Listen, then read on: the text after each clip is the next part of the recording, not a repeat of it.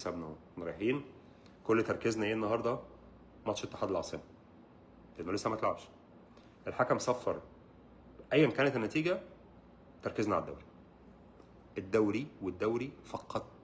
دوري افرح تمام احتفلنا دوري، لان احنا عندنا تاريخ كبير من فكره تاثير البطولات على بعض، ان حاجات تيجي ورا بعض فتاثر على بعض. اوكي، فطبعا انا دلوقتي لو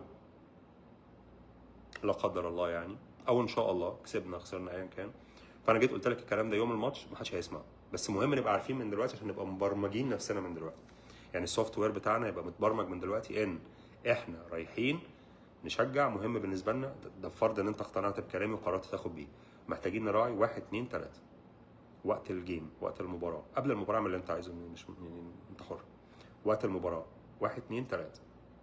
خلصت المباراه ربنا كرمنا ما كانش فيه نصيب، 1 2 3 اللي هي ماتش الدوري. اوكي، نفكر نفسنا لان يومها ما حدش هيسمع حد، بس لو الناس كلها مظبطه السوفت